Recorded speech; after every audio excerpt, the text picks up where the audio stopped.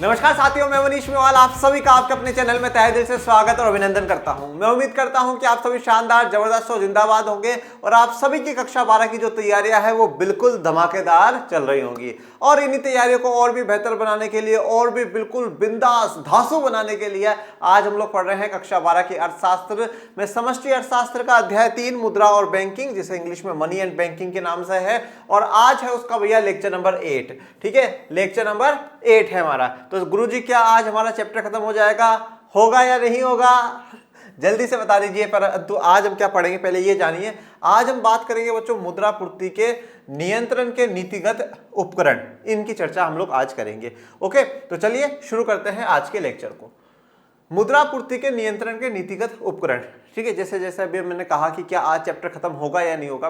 देखो बच्चों, एक बॉक्स में आपको दे रखा है एनसीईआरटी के जो बॉक्स है, एनसीईआरटी में एक बॉक्स में 2 टॉपिक्स दे रखे हैं। 2 टॉपिकों को मुझे डिस्कशन करूंगा। 2 या 3 टॉपिक्स हैं। एक तो है जो डिमांड ऑफ मनी है, जो मुद्रा की मांग है, उसको बड़ा ही डिटेल में दे रखा है, उसके बारे में हम लोग चर्चा करेंगे। चाहे ज्यादा भी डिटेल में नहीं जाकर करके थोड़ा ओवरव्यू हम उनका लेंगे। इसके अलावा वहां पे जो मुद्रा की पूर्ति है, ठीक है, मनी सप्लाई जो है उसका भी दे रखा है, M1 M2 M3 M4, उनकी भी हम बात करेंगे। इसके अलावा जो विमुद्रीकरण या डिमोनेटाइजेशन हुआ था 2016 में, 500 1000 के नोट बंद हुए थे, उसके बारे में भी थोड़ा सा बॉक्स में दे रखा है, तो वो भी हम जानेंगे। अपन ऐसा कोई भी टॉपिक, ऐसी कोई भी लाइन नहीं छोड़ेंगे जिससे कि आपके मार्क्स में, आपके एग्जाम में जो मार्क्स है वो कम हो जाए या वो छूट जाए। वो नहीं छूटना चाहिए, बाकी चाहे कुछ भी छूट जाए, ठीक है ना, बस मार्क्स नहीं छूटने चाहिए। मार्क्स अपने पूरे 100 में से 100 आने चाहिए, 100 में से 100 आने चाहिए। अर्जुन ने जब निशाना लगाया था ना बच्चों, तो उसको चिड़िया की एक आंख दिख रही थी, पर ध्यान रखिएगा आपको दोनों दिखनी चाहिए।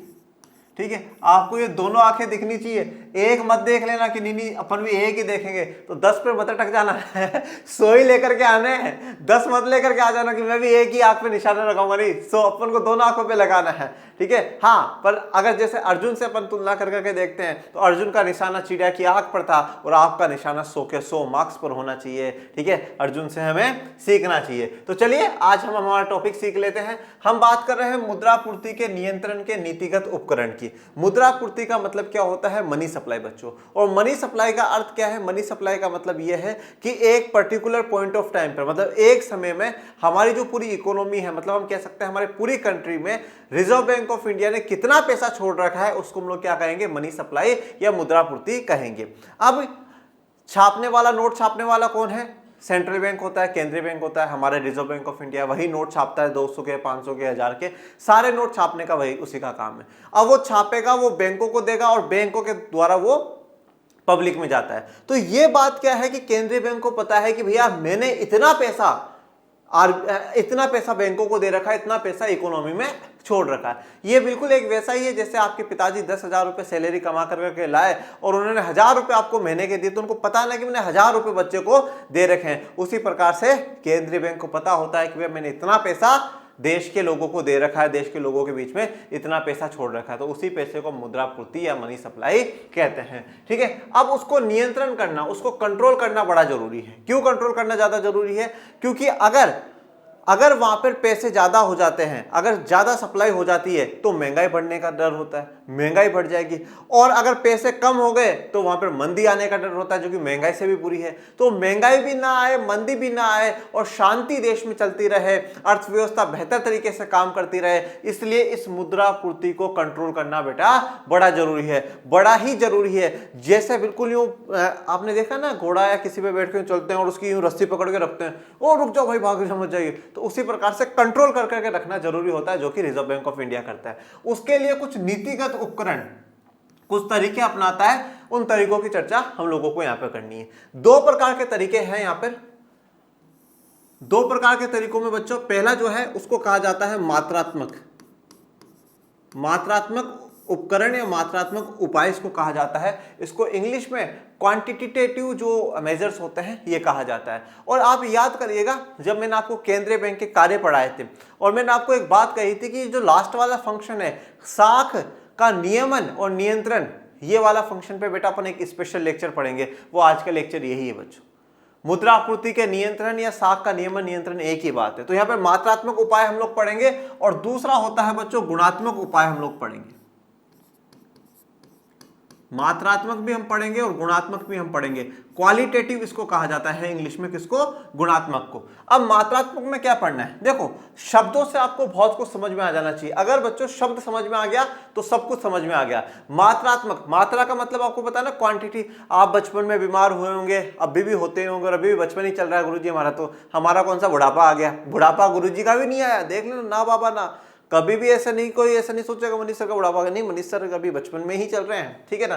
कोई ज्यादा उम्र थोड़ी है, 15-16 साल की उम्र है अपनी। तो मात्रा क्या है? जब डॉक्टर के पास जाते हैं तो क्या कहता है कि इस ढक्कन में इतनी मात्रा में दवाई डाल करके लेना, मतलब क्वांटिटी। हम दूध वाले भैया से दूध खरीदते हैं, 1 लीटर मात्रा का दूध आप हमें दे दीजिए। हम क्वांटिटी की बात कर रहे हैं। तो यहां पर क्या है, जो मात्रात्मक उपाय है वो क्वांटिटी को कंट्रोल करने के लिए। क्वांटिटी किसकी? पैसों की। इतना पैसा चला गया, इतना लेना है, वापस इतना छोड़ना है, उसके लिए उपाय अपनाए जाते हैं। तो महंगाई को और मंदी को कंट्रोल करने में ये सबसे इंपॉर्टेंट माना जाता है। अब इसमें क्या क्या आता है? इसमें आती है बच्चों बैंक दर। क्या आती है? बैंक दर। बैंक रेट क्या होती है अभी अपन बात करेंगे। इसके बाद हम बात करेंगे खुले बाजार की क्रिया।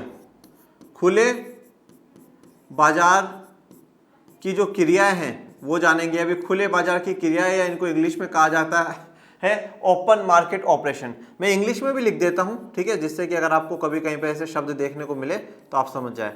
Bank rate, open market operation,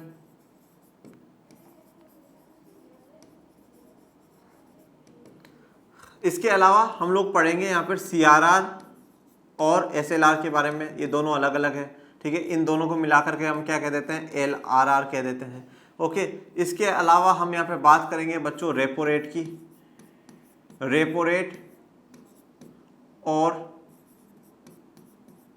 reverse repo rate. बेटा इंग्लिश में भी इसको रेपो रेट और रिवर्स रेपो रेट ही कहा जाता है, और हिंदी में भी रेपो रेट और रिवर्स रेपो रेट ही हम प्रयोग में लेते हैं। बेटा ये 4 चीजें जो हमें पढ़नी है वो मात्रात्मक में पढ़ते हैं। बैंक दर, खुले बाजार की क्रिया, CRR SLR, या जिसको LRR हम ज्वाइंटली कह सकते हैं, और रेपो रेट और रिवर्स रेपो रेट।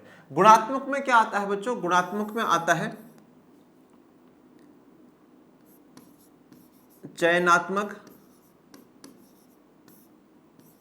चयनात्मक साख, ओके। उसके बाद राशनिंग।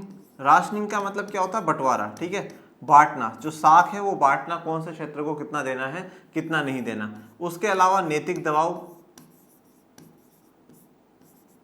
नैतिक दबाव।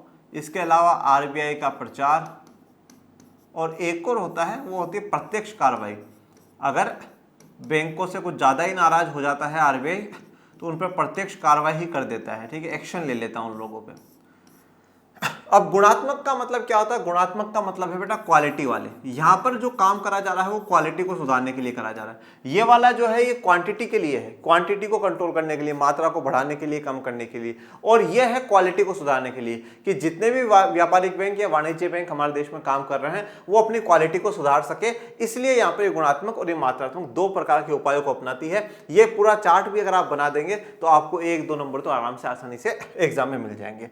हम सबके बारे में एक एक कर करके पढ़ेंगे। और यहां पर इंपॉर्टेंट बात इनमें हमें यह पढ़नी है कि कब जो केंद्रीय बैंक है बैंक रेट को बढ़ाएगा जिससे कि इन्फ्लेशन कम होगी, ज्यादा होगी, कब घटाएगा, कब इन्फ्लेशन डिफ्लेशन में प्रभाव पड़ेगा, ये सब कुछ हम एक एक करके जानेंगे। हम यहाँ पर थोड़ा सा पहले CRR SLR की और एक बार चर्चा करेंगे। फिर से हमारे पास जो आया है वो CRR SLR आया है। और अगर मैं दोनों को मिलाकर करके बात करता हूं बच्चों तो मैं LRR लिख सकता हूं, ठीक है, लीगल रिजर्व रेशियो या कानूनी आरक्षित अनुपात अपन लिख सकते हैं।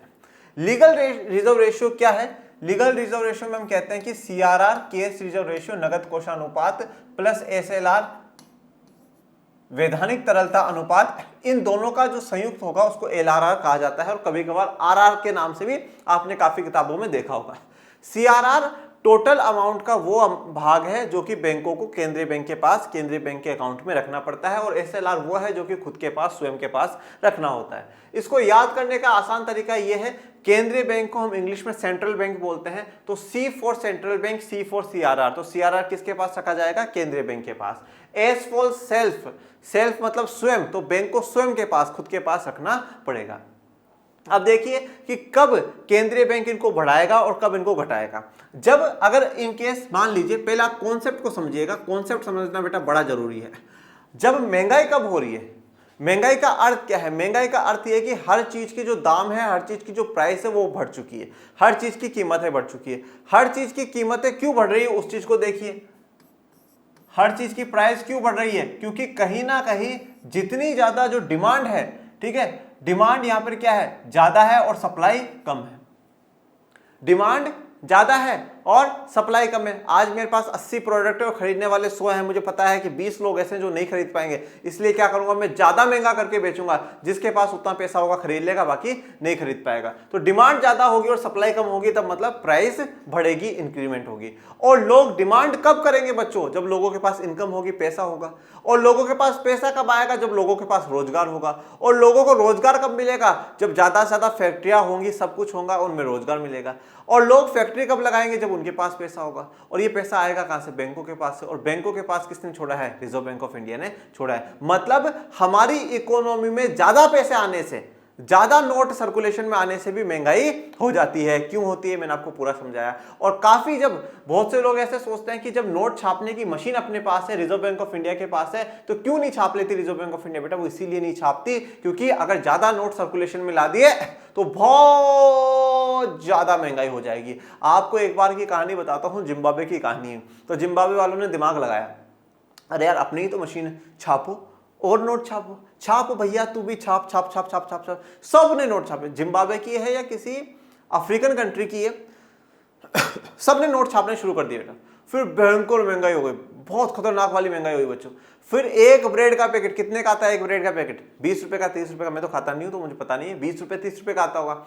अब वो उस ब्रेड के पैकेट को खरीदने के लिए लोग, जो बोरी जानते हो ना, बोरी जिसमें गेहूं आया करता था पहले, अब तो कट्टे आने लग गए, तो जो बोरी है ना, वो बोरिया की बोरी भर भर करके पैसे ले जाने पड़ रहे थे। किस लिए? सिर्फ और सिर्फ एक ब्रेड का पैकेट खरीदने के लिए, क्योंकि इतनी ज्यादा महंगाई हो गई। तो इसलिए अब फिर वो सारा पैसा धीरे धीरे वहां के केंद्रीय बैंक ने खींचना शुरू करा। तो यहां पर प्राइस बढ़ेगी मतलब महंगाई हो गई। और अब प्राइस कम होने का मतलब क्या है? कि भैया डिमांड कम है और सप्लाई ज्यादा है। डिमांड कम क्यों है? क्योंकि लोगों के पास पैसा नहीं है। पैसा क्यों नहीं है? क्योंकि लोगों के पास रोजगार नहीं है। रोजगार क्यों नहीं? क्योंकि हो सकता है फैक्ट्री वैक्ट्री नहीं लगी होगी। और क्यों नहीं लगी? क्योंकि लोगों को बैंकों से लोन नहीं मिल रहा है। लोन नहीं मिल रहा है तो क्योंकि पैसा है ही नहीं बैंकों के पास, तो इसलिए कहां से देंगे? ठीक है, तो अब मंदी का दौर चल जाता है। ये दो चीजें आपको समझ में आ गई कि भाई महंगाई कब हो रही है और मंदी कब हो रही है। ठीक है, अब यहां पर मैं ये कह सकता हूं कि इन्फ्लेशन, ये जिसको मैं हिंदी में लिखता हूं जब महंगाई, या शुद्ध अगर अपन इकोनॉमिक्स की भाषा में बात करेंगे तो इसको कहा जाता है बेटा मुद्रास्फीति। क्या कहा जाता है? मुद्रास्फीति। क्या कहा जाएगा? मुद्रास्फीति। मुद्रास्फीति कब होगी? जब मनी सप्लाई, क्या है? मुद्रापूर्ति, मनी सप्लाई, मतलब जो एक समय में मार्केट में कितना पैसा है, अगर वो ज्यादा होगा तो इसका मतलब क्या होगा? इन्फ्लेशन होगी, इन्फ्लेशन होगी। अब मुद्रा मनी सप्लाई अगर ज्यादा है, इसका मतलब है इन्फ्लेशन हो रही है, महंगाई हो रही है। इसको कंट्रोल करने के लिए क्या करना पड़ेगा? इसको कंट्रोल करने के लिए क्या करना पड़ेगा कि ये जो मनी सप्लाई है इसको कम करना पड़ेगा। अगर आपको महंगाई को कंट्रोल करना है तो क्या करना पड़ेगा? मनी सप्लाई को कम करना पड़ेगा।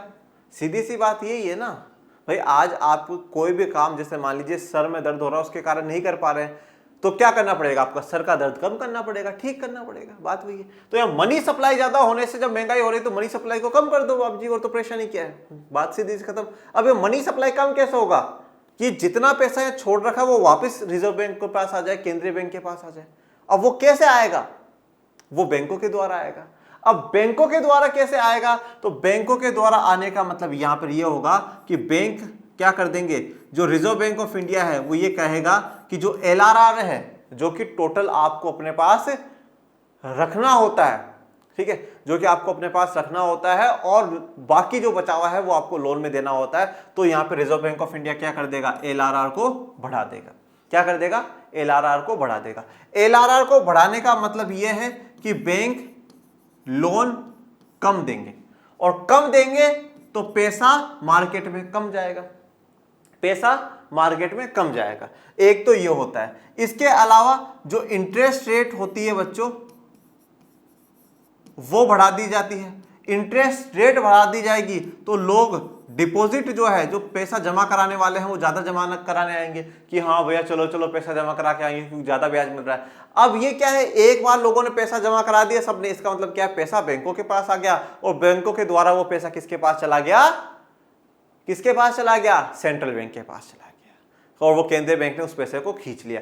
एलआरआर बढ़ाने का मतलब ही यह है कि भाई आप अब ज्यादा अमाउंट, जितना लोगों का डिपॉजिट आ रहा है वो ज्यादा अमाउंट अब खुद के पास और हमारे पास रखो, क्योंकि महंगाई बढ़ रही है इसलिए पैसा खींच लो, जनता को ज्यादा पैसा मत दो, लोन वोन मत दो, कम कर दो लोन, ठीक है। जब अब आपके पास एलआरआर ज्यादा है, मतलब जैसे मैं कहता हूं कि पहले मुझे कहा गया कि 100 रुपए में से 10 रुपए आपको हमारे पास और खुद के पास मिलकर के 10 रुपए रखने हैं। अब मुझे केंद्रीय बैंक ने कहा कि भैया 30 रुपए रखो, मतलब अब मैं लोन कितने का दे सकता हूं, 70 का ही दे सकता हूं, 70 का ही दे सकता हूं। तो मतलब अब मैं पहले 90 का लोन दे रहा था, अब 70 का लोन दे रहा हूं, बैंक वाला हूं मैं, नुकसान होगा मुझे, तो मैं क्या करूंगा, बैंक जो लोन की रेट है वो हाई कर दूंगा।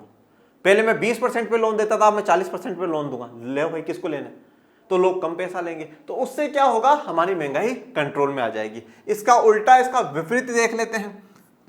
इसका विपरीत अगर हम बात करें, डिफ्लेशन की बात करें या हम बात करें मंदी की, मेरे प्यारे विद्यार्थियों, तो मंदी वाले दौर में ये उल्टा कर देंगे, एलआरआर को कम कर देंगे। एलआरआर को कम कर दिया मतलब अब लोन ज्यादा दिया जाएगा, और लोन जब ज्यादा दिया जाएगा तो मनी सप्लाई ऑटोमेटिकली बढ़ जाएगी बच्चों, ओके, मनी सप्लाई बढ़ जाएगी। तो अब आपको आगे तक आगे ये पूरा कॉन्सेप्ट रखना है कि जब भी इन्फ्लेशन होगी, महंगाई होगी, तो केंद्रीय बैंक पैसा खींचना चाहता है, पैसा खुद के पास मंगाना चाहता है, ठीक है। और जब मंदी का दौर आएगा तो केंद्रीय बैंक पैसा खुद के पास से निकालना चाहता है, बैंकों को देना चाहता है और बैंकों के द्वारा पब्लिक तक पहुंचाना चाहता है। यह हमारा एक बेसिक सा कॉन्सेप्ट। अब आगे आ जाइए। रिजर्व बैंक एकमात्र संस्था है जो करेंसी निर्गमित कर सकती है, क्योंकि ये केंद्रीय बैंक है और हर देशों में केंद्रीय बैंकों के पास ये काम है कि वो करेंसी निर्गमित कर सके। निर्गमित करने का मतलब होता है इश्यू कर सके, जारी कर सके। तो करेंसी को जारी करने वाला जो होता है वो रिजर्व बैंक होता है। जब अधिक साख सर्जन के लिए व्यावसायिक बैंकों को अधिक कोषों की आवश्यकता होती है, वे इन कोषों को प्राप्त करने के लिए बाजारों में जा सकते हैं अथवा केंद्रीय बैंक के पास जा सकते हैं। अब जब व्यावसायिक बैंकों को ज्यादा साख सर्जन करना होता है, मतलब ज्यादा लोन देना होता है, अब ज्यादा लोन कब देंगे, जब उनके पास ज्यादा अधिक फंड होंगे, अधिक पैसा होगा, और उस अधिक पैसे को पाने के लिए या तो वो बाजार में जा सकते हैं, मतलब लोगों को इनवाइट कर सकते हैं कि भाई आप हमारे में यहाँ पे डिपॉजिट कराओ, और अगर कहीं से नहीं भी मिल रहा तो फिर फाइनली वो किससे पैसा उधार लेंगे, केंद्रीय बैंक से उधार लेंगे। किससे उधार लेंगे, सेंट्रल बैंक से उधार लेंगे। केंद्रीय बैंक विभिन्न उपकरणों के द्वारा उनको कोष प्रदान करती है। अब अलग अलग प्रकार से क्या है, उनको फंड प्रोवाइड करने का काम केंद्रीय बैंक करती है, रिजर्व बैंक ऑफ इंडिया करता है। रिजर्व बैंक ऑफ इंडिया की यह भूमिका हर समय बैंकों को कोष प्रदान करने के लिए तैयार रहना केंद्रीय बैंक का एक और महत्वपूर्ण कार्य है, ओके। इसी कारण केंद्रीय बैंक को अंतिम शरण ऋणदाता कहते हैं। तो देखिए, केंद्रीय बैंक हमेशा, जो रिजर्व बैंक ऑफ इंडिया है भारत का, वो हमेशा अपने जितने व्यापारिक बैंक है, व्यवसायिक बैंक है, उनको उधार देने के लिए तैयार रहता है। और अब इन व्यापारिक बैंकों को उधार क्यों चाहिए, क्योंकि ज्यादा ज्यादा साख सर्जन करनी है, उसलिए उनको उधार चाहिए। और केंद्रीय बैंक हमेशा इनको उधार देने के लिए तैयार रहता है, इसलिए केंद्रीय बैंक को क्या कहा जाता है, अंतिम शरण ऋणदाता कहा जाता है। कि आपको अंतिम शरण, कहीं से भी पैसा ना मिले व्यापारिक बैंकों को, तो आप किसके पास जा सकते हो, रिजर्व बैंक ऑफ इंडिया के पास जा सकते हो। वो शरण ऋणदाता है, वो आपको ऋण दे ही देगा, उधार दे ही देगा। रिजर्व बैंक ऑफ इंडिया अर्थव्यवस्था में मुद्रा पूर्ति का विभिन्न तरीकों से नियंत्रण करती है। तो जो हमारा रिजर्व बैंक ऑफ इंडिया है वो अर्थव्यवस्था में मुद्रा पूर्ति है, जिसको हम कहते हैं मनी सप्लाई। इस मनी सप्लाई को काफी अलग अलग तरीकों से क्या कर रही है, कंट्रोल कर रही है। क्या कर रही है, विभिन्न तरीकों से नियंत्रण करने का या कंट्रोल करने का काम कर रही है। और कैसे करती है, दो तरीकों से करती है। मुद्रा पूर्ति के लिए प्रयुक्त उपकरण परिमाणात्मक और अथवा गुणात्मक है। परिमाणात्मक भी बोल सकते हैं, मात्रात्मक भी बोल सकते हैं, दोनों में से कोई सा भी आप लिख लीजिएगा। ये परिमाणात्मक लिख लीजिएगा, ये आपकी बुक में लिखा हुआ, तो मात्रात्मक और गुणात्मक मैंने आपको बताया है। परिमाणात्मक उपकरण मुद्रा पूर्ति की मात्रा को सीआरआर अथवा बैंक दर अथवा खुले बाजार की क्रियाओं परिवर्तन करते हैं। गुणात्मक उपकरण में केंद्रीय बैंक द्वारा बैंकों को राजी करना शामिल है, जिसके द्वारा बैंकों को ऋण देने के लिए हतोत्साहित अथवा प्रोत्साहित किया जाता है। ये नैतिक दबाव, सीमा अनिवार्यता द्वारा किया जाता है। अब एक एक को, दोनों को समझो। पहले हम बात करते हैं परिमाणात्मक की, ठीक है, जहां पे हमने बात करी थी क्वांटिटेटिव, ठीक है, कि जो मात्रात्मक है उसके परिमाण या आपकी जो मात्रा है उस पर फोकस करा जाता है। तो अब उसमें क्या क्या प्रयोग करा गया है, सीआरआर की बात करी गई, ठीक है। सीआरआर को कब बढ़ा दिया जाएगा, जब महंगाई का दौर होगा, और कब घटा दिया जाएगा, जब मंदी का दौर आएगा। अब बैंक दर पे आ जाते हैं बच्चों। बैंक दर क्या होती है बेटा, बैंक रेट वो रेट होती है जिस रेट पर जो केंद्रीय बैंक होता है वो कॉमर्शियल बैंक को उधार देता है। तो बैंक रेट वो रेट है जिस पर हमारा रिजर्व बैंक ऑफ इंडिया क्या करता है, उधार देता है। किसको देता है, जितने भी कॉमर्शियल बैंक है उन सबको उधार देता है। जिस भी रेट पर उधार देता है उसी को हम लोग क्या कहते हैं, बैंक रेट कहते हैं। क्या कहेंगे, उसको बैंक रेट कहेंगे। खुले बाजार की क्रियाएं, खुले बाजार की क्रियाओं को अभी हम आगे विस्तार से इसका वर्णन करेंगे कि जो सरकार की प्रतिभूतियां, जो सरकार की सिक्योरिटीज होती है उनको खरीदने और बेचने का जो काम करती है वो रिजर्व बैंक ऑफ इंडिया करती है। ये सब क्या थे, ये क्वांटिटी को कंट्रोल करने के लिए थे, ठीक है। कहा गया ना कि मुद्रा पूर्ति को, मात्रा को कंट्रोल करने के लिए, ये थोड़ा से उसकी क्वालिटी को बढ़ाने के लिए बच्चों। तो क्वालिटी को बढ़ाने के लिए बैंक का, केंद्रीय बैंक का के द्वारा बैंकों का राजी करना शामिल है, ठीक है। उनको मतलब जनरली क्या होता है कि उनके लिए different policies reserve bank of India की तरफ से आती है, जैसे कि ऋण देने के लिए हतोत्साहित कर देना। उनको कहते हैं, कहा जाता है कि नहीं आप अभी लोगों को ऋण नहीं देंगे। प्रोत्साहित करने के लिए, नहीं अब आप ज़्यादा ऋण दीजिए। या नैतिक दबाव बनाया जाएगा, मोरल प्रेशर, मतलब मोरली उनको समझाया जाएगा। कभी कभी थोड़े से उनके लिए आप कह सकते हैं मोटिवेशनल कुछ करना या और कुछ काम केंद्रीय बैंक के द्वारा होंगे। सीमा अनिवार्यता होगी, एक लिमिटेशंस जो है वो लिमिटेशंस यहाँ पे लगा दी जाएंगी। अब तक ये स्पष्ट हो गया होगा कि यदि केंद्रीय बैंक कोष अनुपात में परिवर्तन करता है तो उससे बैंकों द्वारा ऋणों में परिवर्तन हो जाएंगे, जिसके कारण जमाएं तथा मुद्रा पूर्ति प्रभावित होंगे, ठीक है। ये बात अभी तक आपको बिल्कुल क्लियर हो गई होगी कि अगर कोष अनुपात में परिवर्तन करता है, कोष अनुपात में परिवर्तन करने का मतलब क्या है, सीआरआर में, एसएलआर में, इनमें अगर कोई भी परिवर्तन करता है तो उससे बैंकों के द्वारा जो ऋण दिया जा रहा है उसमें परिवर्तन आ जाएगा, ठीक है। ये बात अभी हम लोगों ने स्टार्टिंग में देखी कि जैसे मान लीजिए सीआरआर एसएलआर दोनों को मिलाकर के हमने एलआरआर बोला, तो जैसे सीआरआर है, सीआरआर अगर बढ़ा दिया जाएगा मतलब कि अब केंद्रीय बैंक कह रहा है कि आप ज्यादा पैसा हमारे पास रखो, ज्यादा पैसा आप हमारे पास रखो, इसका मतलब क्या हो गया कि अब आप लोन कम दे पाओगे, ठीक है। अब लोन कम दे पाओगे मतलब पब्लिक के पास पैसा कम जाएगा। ये कब होगा, जब महंगाई का दौर है। और इसका विपरीत हो जाएगा, सीआरआर कम कर दी जाएगी, इसका मतलब अब आप लोन ज्यादा दे सकते हो, और ज्यादा दोगे मतलब पैसा पब्लिक के पास जाता जाएगा। ये मंदी के दौर में है। तो जब भी कोष अनुपातों में केंद्रीय बैंक परिवर्तन करेगा तो उससे जनता को जो लोन मिल रहा है उस पर प्रभाव 100% पड़ेगा ही पड़ेगा।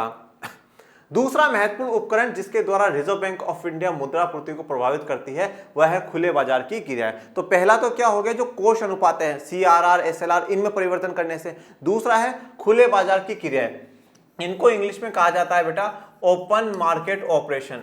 ये वो डॉक्टर वाला ऑपरेशन नहीं है, ओपन मार्केट ऑपरेशन, या इसको OMO भी कहा जाता है। खुले बाजार की क्रियाओं से अभिप्राय सरकार द्वारा निर्गमित बॉन्ड्स का खुले बाजार में खरीदने और बेचने से है।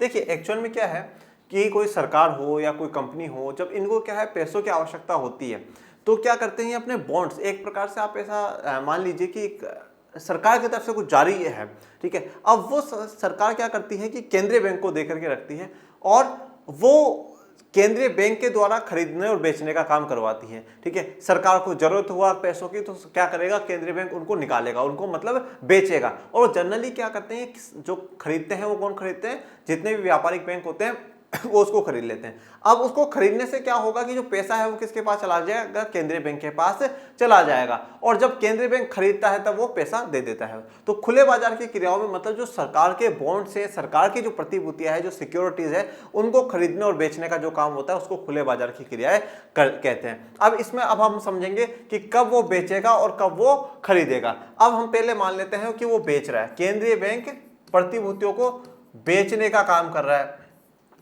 या बॉन्ड्स को बेचने का काम कर रहा है। बेचेगा, अब बेचने का खरीद कौन रहा है, जनरली कौन खरीद रहे हैं, कॉमर्शियल बैंक, व्यापारिक बैंक खरीद रहे हैं। कॉमर्शियल बैंक, व्यापारिक बैंक खरीद रहे हैं, इसका मतलब क्या हो गया कि इन व्यापारिक बैंकों के पास से पैसा चला गया। व्यापारिक बैंक के पास पैसा किनके पास चला गया, सेंट्रल बैंक के पास चला गया। और ये कैसी कंडीशन में करा जाएगा, जब महंगाई का दौर हो, क्योंकि ज्यादा पैसा इन लोगों के पास तो वो पैसा यहां खींच लिया जाएगा। और अगर बाय वो खरीदता है, अब इन लोगों के पास रखी हुई और वो खरीदता है, तो खरीदते समय क्या होगा, पैसा इनके पास आ जाएगा, मतलब अब आप ज्यादा पैसा पब्लिक में चला सकते हो। तो ये होता है बेटा खुले बाजार की क्रियाएं, ओपन मार्केट ऑपरेशन। यह खरीद तथा बिक्री सरकार द्वारा केंद्रीय बैंक के सुपुर्द की गई है। तो ये जो खरीद बिक्री है सरकार ने किसको सौंप दी, केंद्रीय बैंक को सौंप दी कि जब भी आपको उचित लगे खरीद बेच लिया करो, क्योंकि हमारे बैंकर आप ही हो, आपके पास ही सारी डिटेल जानकारी है। जब रिजर्व बैंक ऑफ इंडिया खुले बाजार में सरकारी बॉन्ड खरीदता है वह इसके लिए चेक द्वारा भुगतान करता है। तो देखो हमने क्या बोला, जब वो खरीदेगा, ठीक है, ये खरीद रहा है तो पेमेंट किसके पास जाएगा, इन लोगों के पास जाएगा, ठीक है, और चेक के द्वारा भुगतान करेगा। ये चेक अर्थव्यवस्था में कोषों की मात्रा में वृद्धि कर देता है, ठीक है। अब पैसा गया, चेक गया, चेक से क्या होगा, पैसा होगा, तो ये पैसा क्या होगा, मात्रा में वृद्धि कर देगा। जो कोष, जो फंड है पैसा, उसकी मात्रा में वृद्धि हो जाएगी। इस प्रकार मुद्रा की पूर्ति बढ़ जाती है, मनी सप्लाई क्या हो जाती है, बढ़ जाती है। और मनी सप्लाई बढ़ाने की आवश्यकता बच्चों कब होती है, जब मंदी का दौर होता है, तो मनी सप्लाई यहां पर बढ़ा दी जाएगी। रिजर्व बैंक ऑफ इंडिया का निजी व्यक्तियों अथवा संस्थाओं को बॉन्ड बेचने से कोषों की मात्रा में कमी कर देता है और इसलिए मुद्रा की पूर्ति को भी वो कंट्रोल कर लेता है। रिजर्व बैंक ऑफ इंडिया चाहे निजी व्यक्तियों को या कोई संस्था को, ये ऐसी बात नहीं कि हम लोग नहीं खरीद सकते, पब्लिक भी खरीद लेती है, परंतु जनरली इसकी बहुत कम जानकारी लोगों को होती है। तो जनरली ये ज्यादातर संस्थाएं खरीदती हैं, जिसमें कि व्यापारिक बैंक एक बड़ा नाम है।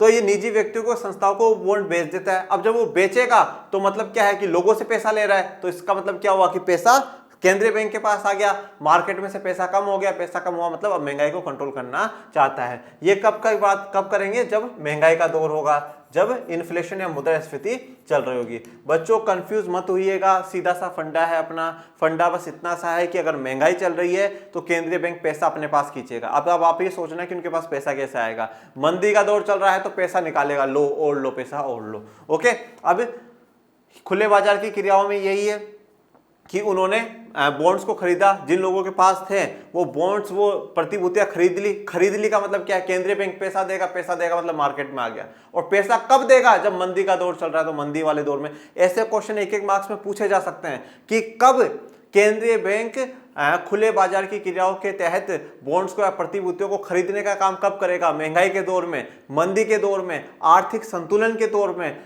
कब कर सकता है वो। तो ये आपको पता होना चाहिए बच्चों। और लॉजिकल चीज है, मैं रटा नहीं रहा हूं आप लोगों को, लॉजिकली समझा रहा हूं कब महंगाई के दौर में होगा, कब क्या होगा, ये पूरी बात आपको अच्छे से समझाइए। खुले बाजार की क्रियाएं दो प्रकार की होती है बच्चों, एक पूर्ण रूप से होती है और एक रेपो होती है।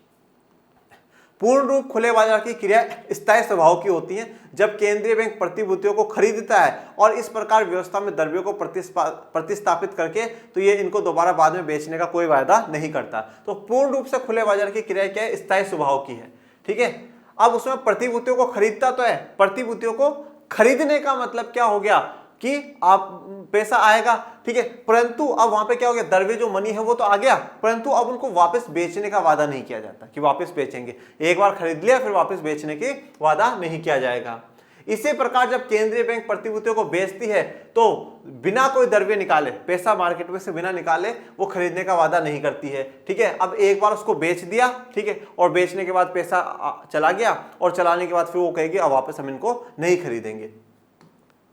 फलस्वरूप द्रव्य का प्रतिस्थापन अथवा आत्मसात होना स्थायी स्वभाव का होता है। तो यहाँ पे कोई बहुत बड़ा परिवर्तन नहीं होगा, जो प्रतिस्थापन है वो स्थायी स्वभाव का रहता है। एक दूसरे प्रकार की क्रिया होती है जिसमें केंद्रीय बैंक प्रतिभूतियों को खरीदती है तथा इस क्रय अनुबंध में प्रतिभूतियों की पूर्ण बिक्री की तिथि और कीमत का विवरण होता है। अब एक दूसरे प्रकार की होती है जिसमें केंद्रीय बैंक क्या करेगा, जो प्रतिभूतियां है, प्रतिभूतियों का मतलब होता है बेटा सिक्योरिटीज, ठीक है, जो सरकार की सिक्योरिटीज हैं, जिसमें बॉन्ड्स आ जाएंगे, उनके ट्रेजरी बिल्स आ जाएंगे, ये सब कुछ आ जाते हैं, ठीक है। उन प्रतिभूतियों को खरीदने का बात करती है और वापस बेचने की भी बात करती है। देखो पूर्ण रूप में क्या करा कि बेच दिया तो खरीदने की बात नहीं, और खरीद लिया तो बेचने की बात नहीं करेगी, परंतु यहाँ पे अगर खरीदेगी तो वापस बेचने की तारीख बताएगी, भाई इतने तारीख को मैं वापस इनको बेचूंगी। अब देखो, अब यहाँ पे जो कॉन्सेप्ट आएगा वो आएगा बच्चों रेपो रेट का, रेपो रेट और reverse repo rate, reverse repo rate. अब पहले अपन इसको समझते हैं कि रेपो रेट होता क्या है। रेपो रेट क्या है बच्चों, रेपो रेट वही मामला है कि जब सेंट्रल बैंक से कॉमर्शियल बैंक जितने भी हैं वो क्या हो, पैसा उधार लेते हो, क्योंकि भाई पैसों की जरूरत पड़ सकती है। ठीक है, तो जब भी व्यापारिक बैंक केंद्रीय बैंकों से पैसा उधार लेते हैं और जिस रेट पर दिया जाता है उसको क्या कहा जाता है, रेपो रेट कहा जाता है। अब आप कहोगे गुरुजी आप तो आज गलत पढ़ा रहे हो, बिल्कुल गलत पढ़ा रहे हो। मैं पूछूंगा कैसे गलत पढ़ा रहा हूं, तो आप बोलोगे गुरुजी अभी तो आपने बैंक दर बताया था कि जिस रेट पर पैसा लेता है व्यापारिक बैंक केंद्रीय बैंक से उस रेट को बैंक रेट कहते हैं, बैंक दर कहते हैं। और अब आप पलट गए, अब आपने बदली मार ली, अब आप कह रहे हो कि नहीं जहां व्यापारिक बैंक पैसा लेगा तो केंद्रीय बैंक से उसको हम रेपो रेट बोलेंगे। भैया मैं गलत नहीं पढ़ा रहा हूं, मैं सही पढ़ा रहा हूं। बैंक दर भी मैंने सही पढ़ाया और रेपो रेट भी मैं आपको सही पढ़ा रहा हूं। दोनों में ही व्यापारिक बैंक केंद्रीय बैंकों से पैसा लेते हैं। अब दोनों में डिफरेंस क्या है वो देखो। जब हम बात करते हैं बच्चों बैंक रेट की बात करते हैं, ठीक है, तो बैंक रेट में क्या होता है, बिना किसी सिक्योरिटी के, बिना किसी कोलेट्रल के। ठीक है, अब आपको ये बात पता होनी चाहिए, जैसे अगर मैं कहीं बैंक में लोन लेने जाऊंगा तो, या जैसे एक बार बैंक का सिस्टम आप छोड़िए, जैसे आज मान लीजिए मैं किसी व्यक्ति के पास लोन लेने गया तो मुझे कुछ चीज गिरवी रखनी पड़ती है ना, क्या साहब ये मेरा गिरवी रख लो और मुझे पैसे उधार दे दो।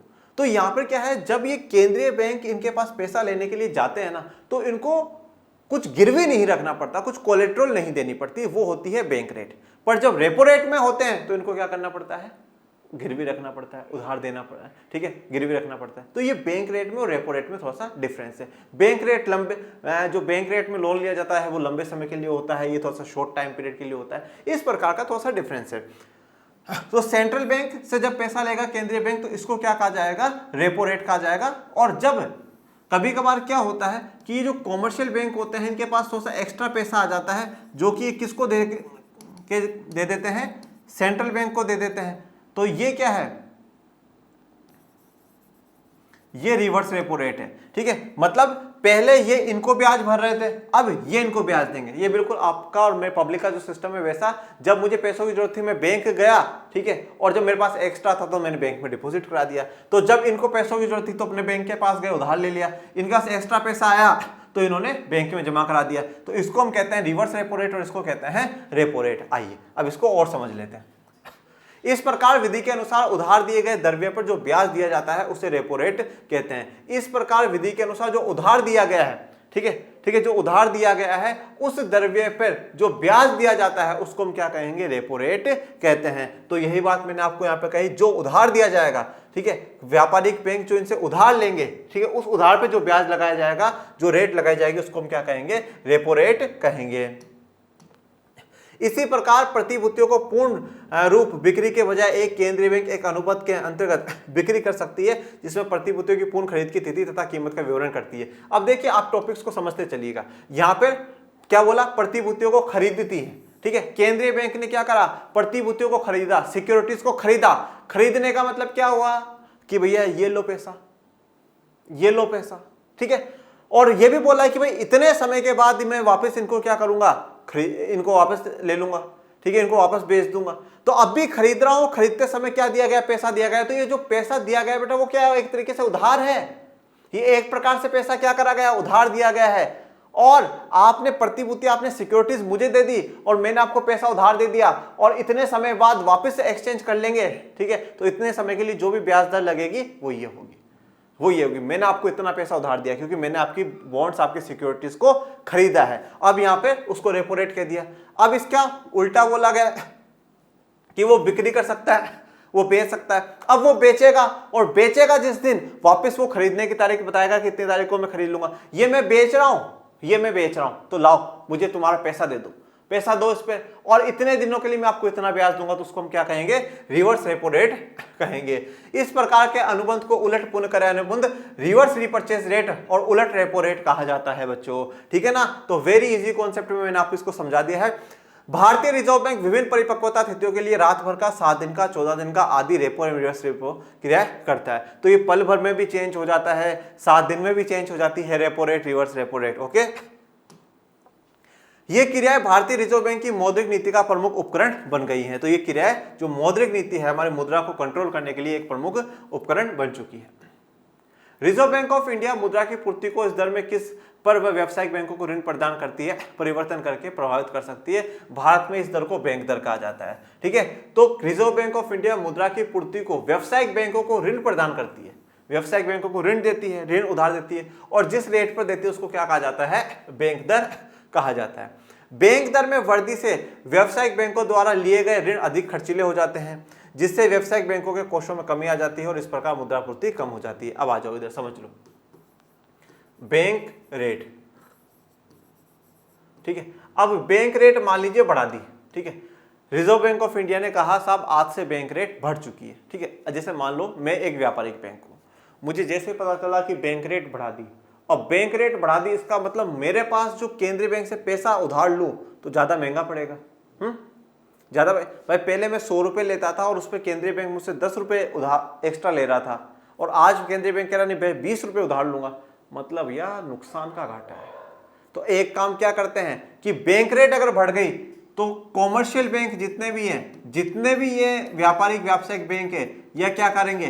कम उधार लेंगे, कम उधार लेंगे। जब ये लोग बच्चों कम उधार ले रहे हैं तो ये पब्लिक को भी कम उधार देंगे, पब्लिक को भी कम उधार देंगे, क्योंकि जब इनके पास ही पैसा नहीं है तो पब्लिक को कहां से उधार देंगे? और पब्लिक को कम उधार देने का अर्थ ये हो गया कि भैया ये वाला जो सिचुएशन है, ये कौन सी वाली सिचुएशन है? ये महंगाई वाली सिचुएशन है।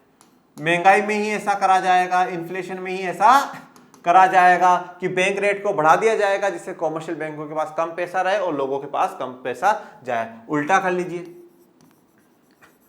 बैंक रेट को घटा दिया, मतलब अब कॉमर्शियल बैंक ज्यादा उधार ले सकता है, और ज्यादा उधार ले सकता है तो वो पब्लिक को भी ज्यादा उधार दे सकता है। बेटा कोई बहुत बड़ी ये कोई खेत की मूड़ी नहीं है, बहुत आसान टॉपिक है, बहुत इजी टॉपिक है। अच्छे से समझो, अच्छे से देखो, एक बार में नहीं समझ में आए बहुत सी बात। देखिए इकोनॉमिक्स कोई मजाक नहीं बच्चों, ठीक है। इकोनॉमिक्स को मतलब मैं आपको ये कह सकता हूँ कि साइंस के जो सब्जेक्ट्स हैं ना उनके बिल्कुल बराबर में रखा जाता है। आप जब ये मुद्रा पूर्ति और मुद्रा मांग वाले पढ़ोगे ना, तो जो साइंस या फिजिक्स में जैसे फॉर्मूलाज लगते हैं ना, वैसे फॉर्मूलाज के लेवल की है। तो इतना आसान सब्जेक्ट नहीं है इकोनॉमिक्स, बहुत बहुत इंपॉर्टेंट और टफ सब्जेक्टों में से एक माना जाता है। और मैं आपको ये इसकी थोड़ी सी कहानी और बताऊं इकोनॉमिक्स की। 15-16 तक का हाल ये था, जो सीबीएसई के बच्चे हुआ करते थे वो इकोनॉमिक्स को बिल्कुल मजाक में लेकर के चला करते थे, और वो मतलब है ना कोई कोचिंग वोचिंग भी नहीं लिया करते थे। उनको लगता था नहीं साहब बिल्कुल ऐसे कोई वैल्यू नहीं थी मतलब इकोनॉमिक्स की। परंतु फिर धीरे धीरे जब बच्चे फेल होना शुरू हुए ना, तो फिर लोगों को लगा नहीं यार इकोनॉमिक्स तो बड़ी डिफिकल्ट है, समझ भी नहीं आती, इसलिए चाहे स्कूल में हम अच्छे से पढ़ें, कोचिंग में पढ़ें, खुद सेल्फ स्टडी से अच्छे से पढ़ें, अब पढ़ना बड़ा जरूरी। तो इकोनॉमिक्स बहुत थोड़ा सा टफ और डिफिकल्ट सब्जेक्ट है, इतने ईजी से समझ में नहीं आता है, ठीक है ना। इसलिए आप ये टॉपिक्स बड़ी आसान तरीके से मैंने आपको समझाया। एक बार में आपको नहीं समझ में आया आप हताश मत होइए, नाराज मत होइए, गुस्सा मत होइए खुद से कि यार मुझे समझ में नहीं आ रहा है, दूसरे को समझ, कोई बात नहीं। एक बार वीडियो में फिर पीछे जाइए, फिर टॉपिक को समझिए, फिर एक बार जाइए, फिर समझिए। जब तक अच्छे से क्लियर नहीं हो जाए तब तक आप आगे बढ़िए मत। और फिर भी कहीं थोड़ी दिक्कत आती है तो आप कमेंट बॉक्स तो आपके लिए हमेशा खुला हुआ ही रहता है। बैंक दर में कमी, मुद्रापूर्ति में वृद्धि हो जाएगी। तो बैंक दर में कमी हो जाएगी तो मुद्रापूर्ति जो मनी सप्लाई है वो बढ़ जाएगा बच्चों। अब गुणात्मक उपायों की बात कर लेते हैं। सबसे पहले चयनात्मक साख नियंत्रण। केंद्रीय बैंक द्वारा विशिष्ट क्षेत्रों में विशिष्ट आवश्यकता वाले समूह के लिए चयनात्मक साख के नियंत्रण के उपाय अपनाए जाते हैं। तो यहाँ पे कुछ विशिष्ट क्षेत्रों के लिए और जिन समूहों को आवश्यकता होती है उनके लिए विशेष साख की सुविधाएं केंद्रीय बैंक करवाने की कोशिश करता है। साख की राशनिंग, इसके अंतर्गत केंद्रीय बैंक के द्वारा भिन्न भिन्न क्षेत्रों के लिए साख की राशनिंग अधिकतम सीमा निर्धारण कर दी जाती है। ये सीमा बैंक के अनुसार अलग अलग निर्धारित की जा सकती है। देखो अब साख की राशनिंग, राशनिंग का मतलब होता है बेटा बंटवारा कर देना, ऐसा इस क्षेत्र पे इतना, शिक्षा के लिए आप इतना उधार देंगे, ठीक है, आप इसके लिए इतना उधार देंगे, इसके लिए इतना उधार देंगे। तो हर बैंकों पे थोड़ा अलग अलग लिमिट से लगा देता है भाई, इससे ज्यादा इस क्षेत्र में आपको लोगों को उधार नहीं देना है। नैतिक दबाव, इसके अंतर्गत केंद्रीय बैंक व्यापारिक बैंकों को सलाह व मार्गदर्शन प्रदान करता है और इसी के द्वारा उनकी साख निर्माण नीति को नियमित करने का प्रयास करता है। केंद्रीय बैंक अपने अधीनस्थ व्यापारिक बैंकों को सद्भाव और नैतिक अनुन्य से भी अपनी साख नियंत्रित करने के लिए दबाव बना सकता है, अतः ये एक सहज और महत्वपूर्ण उपाय है। तो ये नैतिक दबाव एक प्रकार से समझा कर करके है कि भाई देखो आप लोग इतना ही प्यार प्रेम से समझा, देखो भाई इतना ही आप लोग लोन दिया करो, इससे ज़्यादा नहीं, इतनी एक लिमिट बना करके रखा करो, इतने डिपॉजिट है, इतनी रेट हम लोगों को रखनी चाहिए। तो थोड़ा सा प्यार प्रेम से समझा कर करके थोड़ा कर देना, वो है। फिर है प्रचार। बाजारीकरण के इस युग में विज्ञापनों का बड़ा महत्व है। तो आजकल पूरा मार्केट का दौर चल रहा है तो विज्ञापनों का बड़ा दौर है। तो प्रत्येक देश का केंद्रीय बैंक इस हेतु अपनी अपनी पत्र पत्रिका, जर्नल, बुलेटिन इत्यादि, मतलब एक प्रकार से कुछ किताबें निकाल देना, कुछ मंथली एनुअली कुछ ऐसे बुक्स निकाल देना जिससे कि लोग पढ़े जाने। जिसमें चुनौतियां, समसामयिक आर्थिक पहलू, अभी के लिए भारत में क्या चुनौती है, आर्थिक चुनौतियां, और उनसे व्यापारिक बैंक किस प्रकार से निपट सकते हैं, किन प्रकार से हम उनको सही कर सकते हैं, ये सब कुछ उसमें बताया जाता है, जो कि व्यापारिक बैंकों के लिए होता है। ओके बच्चों, तो आज के लिए अपना इतना ही। आपको कोई भी डाउट हो तो आपके लिए कमेंट बॉक्स हमेशा सदैव खुला हुआ ही है। और इसके अलावा अभी हमारे 1-2 लेक्चर्स और आएंगे बच्चों, ठीक है। चाहे लेक्चर ज़्यादा हो जाए पर डाउट 0 होना चाहिए। 0% डाउट और 100% मार्क्स, यही बात आप अपनी दीवारों पे लिख लीजिए कि भैया इस बार कुछ भी हो जाए इकोनॉमिक्स में 100 आउट ऑफ 100 आने चाहिए। अब आज आप कमेंट बॉक्स में जो भी बच्चे लेक्चर देख रहे हैं वो बता दें कि हाँ सर अभी तक मेरी पूरी 100 आउट ऑफ 100 की तैयारी चल रही है या नहीं चल रही। पढ़ते रहिए, आगे बढ़ते रहिए। मिलेंगे नेक्स्ट लेक्चर में, तब तक के लिए थैंक यू सो मच। जय हिंद, जय भारत।